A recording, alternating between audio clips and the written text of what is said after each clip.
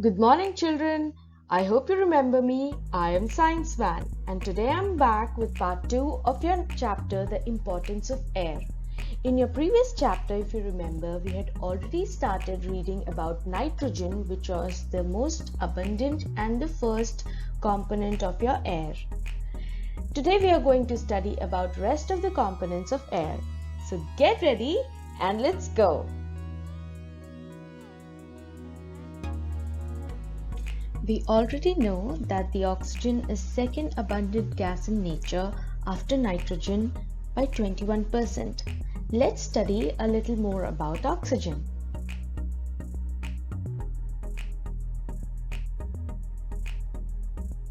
We already know that the plants make oxygen during photosynthesis, right?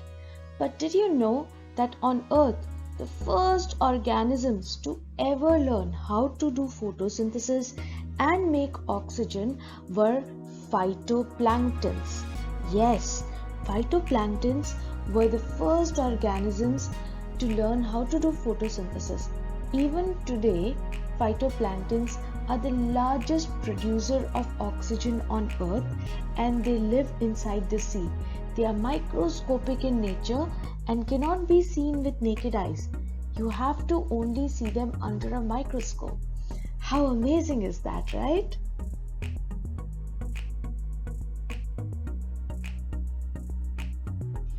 We know that we need oxygen to live, right? Have you noticed how your chest expands when you breathe in and contracts when you breathe out? You can try it out now if you want. Take a deep breath in and see if your chest expands. This is actually your lungs expanding like here in the diagram. Can you see? Just like us, almost all animals have lungs. Can you see this cow here? Yes, it also has a lung, right? And all the animals have lungs to breathe in air, but there are some exceptions which we will see next.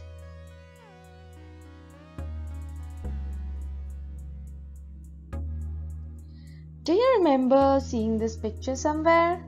You have seen this in your first chapter if you remember. While studying about photosynthesis, we had already studied about stomata, right? Stomata are microscopic tiny pores on the surface of the leaves and they help the plants to release oxygen into the air after photosynthesis. Can you see how it is opening and closing? We can't see it, but this is happening all the time on the surface of the leaf. But did you also know that plants do not just release oxygen but also take in oxygen sometimes, just like us? See, plants are also living things, right? Just like animals and human beings. So they also need oxygen at one point to survive. This we will see in upcoming topic, okay? And the stomata helps in even taking in the oxygen when the plant needs it.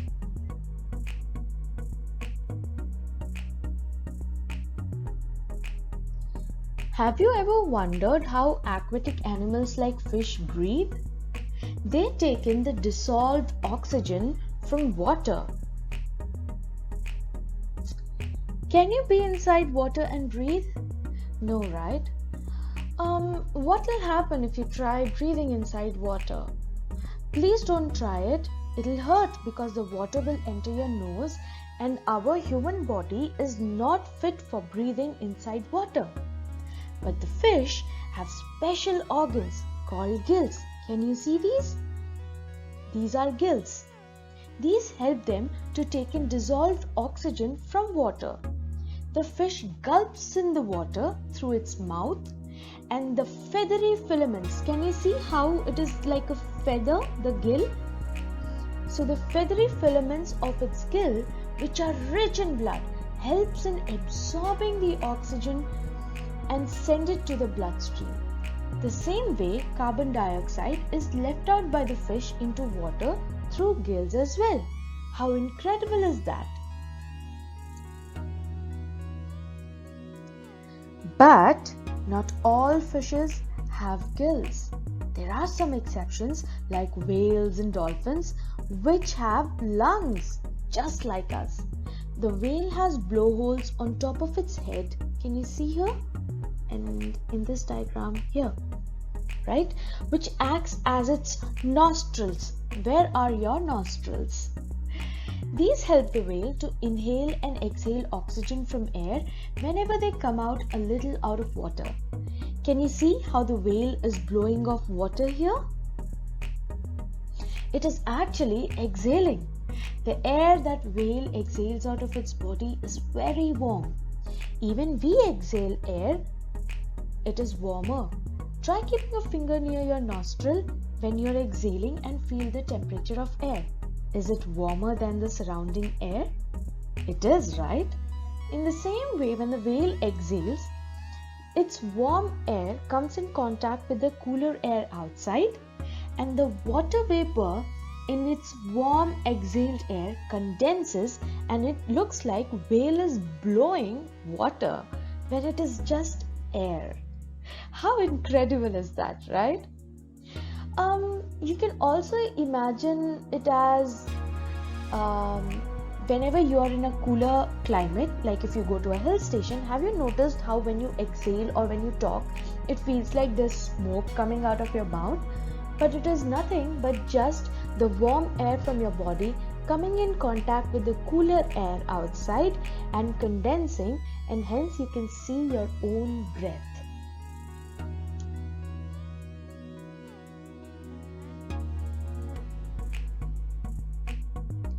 Next, we will study about carbon dioxide. Even though it is just less than 1% in air, it still forms an important part of our ecosystem. Let's see how.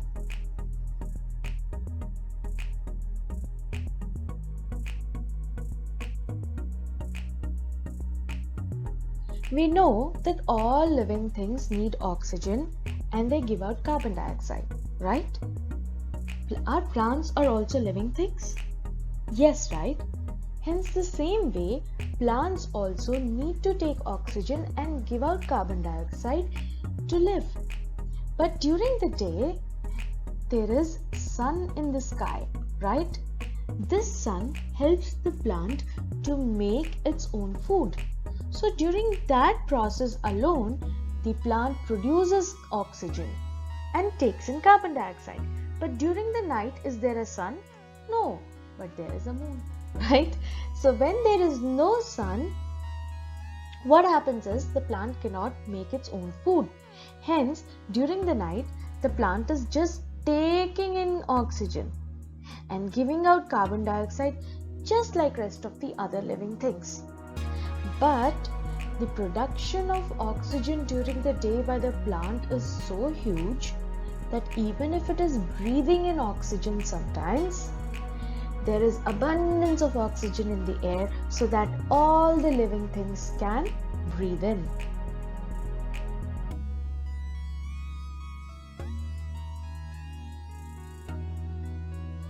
We have already spoken about this a lot of times, that carbon dioxide is required by the plant to make its own food by the process of photosynthesis, right?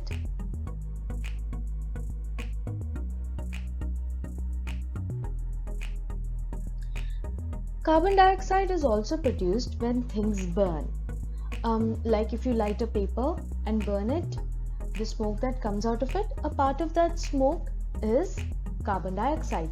Or you can see it in larger amounts when there is garbage burning outside your house. If someone's burning garbage, which is by the way illegal, so don't do it, okay?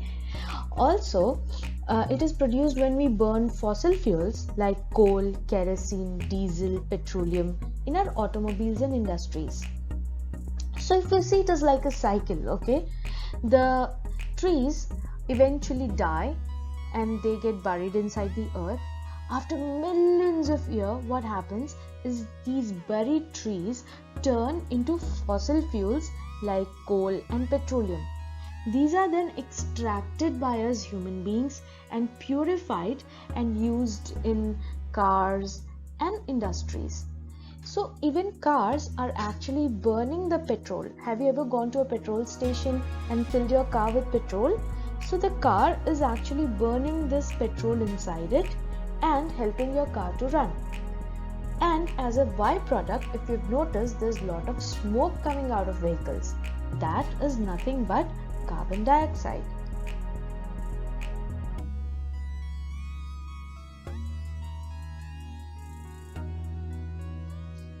The next component of air is water vapor. We had learnt about this in part 1 of this chapter with the help of a cold glass of water, if you remember.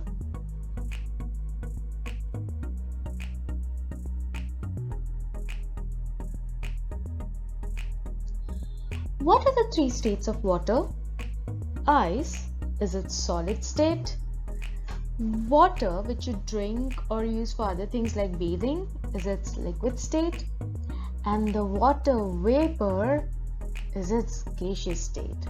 Like you see steam rising from a hot cup of milk or coffee, that is nothing but water vapor.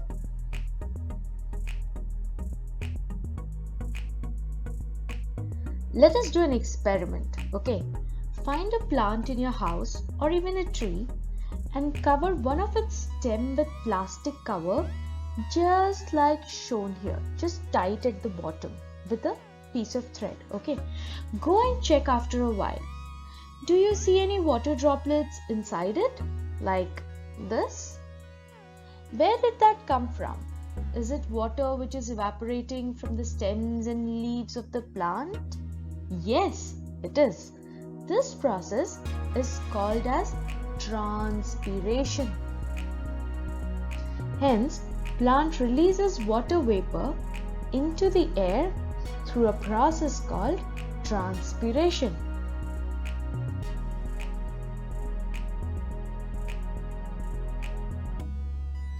There is constant evaporation of water taking place around us. If you leave a bowl of water, just fill it with water and mark it, okay? Outside your house somewhere, you just leave it. After 2 or 3 days, you notice that the water level comes down. Now, why has this happened? Also, have you noticed how if you drop some water on the floor by mistake, it dries up after a while? Or by mistake, you drop some water on your shirt while drinking, it dries up after a while? Why does that happen? It all happens because eventually the liquid form of water evaporates and becomes gaseous form of water, which is water vapor, right? And if you've noticed, if it is very sunny outside and your mother dries the clothes, they dry up faster. That means if it is sunny or windy, the evaporation is faster. That is, the water vapor production is faster. Now, this water vapor is responsible for weather conditions like rain, fog and dew. So, water from large water bodies on earth evaporate like sea, ocean, lakes and also from other human activities just like we spoke about, right? And these form the clouds. Have you seen how clouds turn from white or creamish to dark and then it starts raining? That happens because a cloud can only hold some amount of water vapor. When it is saturated or when it is filled with water vapor, it comes down in form of rain. And then again this water comes back down to oceans, it evaporates again, becomes cloud, then turns into a darker cloud and the rain comes back again down on earth. And this is a cycle which happens in nature with water vapor and water.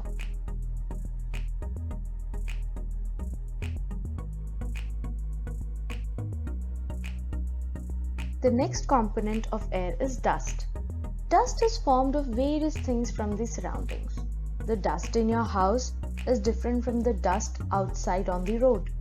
Also, the dust in your house might be actually different from the dust in your friend's house. Because we will see how these components come together, and probably your friend has a pet but you don't. So the dust in his house will be different from your house.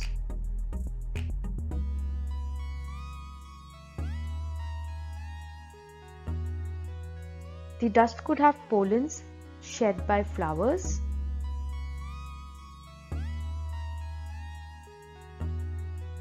The dust in your house might also have dust mites. Do you know what are dust mites? They are tiny insects which you can't even see with your naked eyes, but they are there in the dust. Let's see.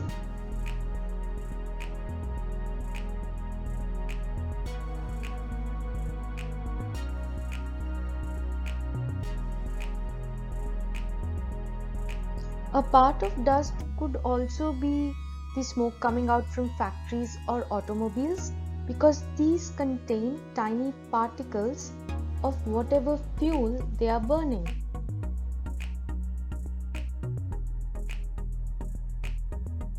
Or it could be just grains of sand or soil.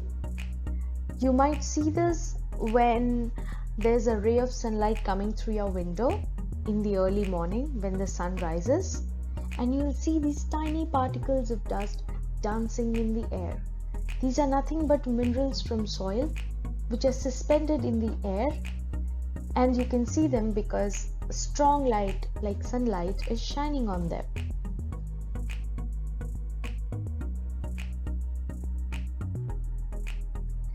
The next and the last component of air we are going to study about are microorganisms.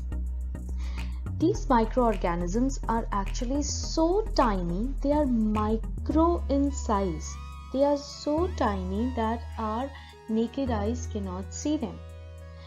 Some examples of microorganisms are bacteria, fungi, virus, okay? And they are so tiny that we need a special device called microscope to see the microorganisms. Just like we use binoculars to see something which is far away, or telescope to see the stars clearly in the sky, we use microscope to see these organisms which we actually cannot see if we don't have a special device. This is how bacteria looks under a microscope. So these microorganisms can be both useful and harmful. Now, how are they useful? Have you noticed how fluffy bread or a bun is? That is because there is an ingredient called yeast used in them. This yeast is nothing but a microorganism which comes under fungi, right?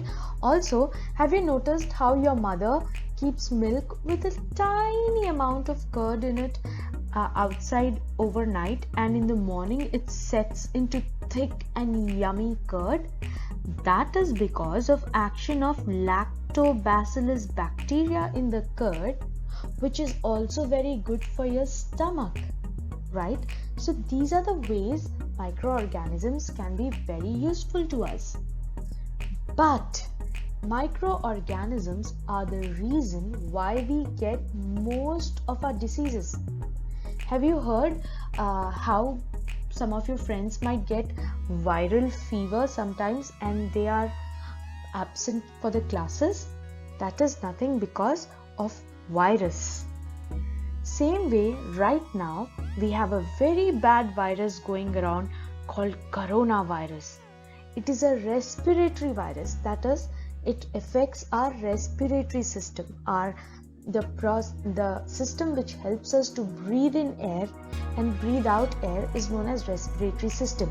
It consists of our nose, our nasal passage, then air finally reaches our lungs, just like we saw in a previous diagram. All this is a part of our respiratory system. The coronavirus directly attacks our respiratory system.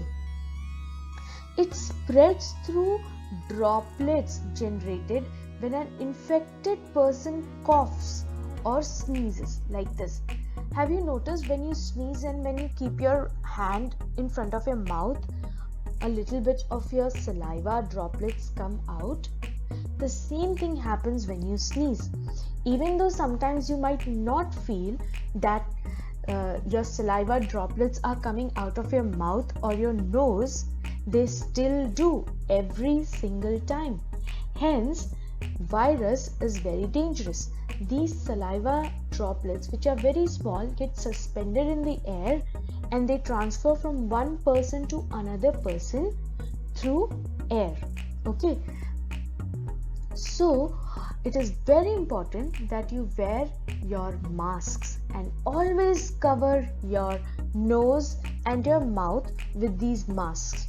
Also, you have to always wash your hands every few hours, because you don't know what have you touched, and these virus might be sticking to your hand, and we just read that we cannot see these virus through naked eyes, and hence when you touch your hand to your nose or to your mouth, they might get transferred.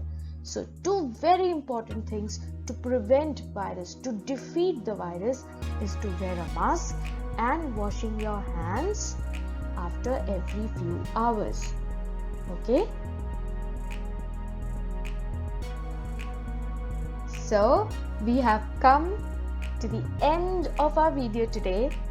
I will meet you next week again with the next part, but till then, सीखते रहो, जीतते रहो.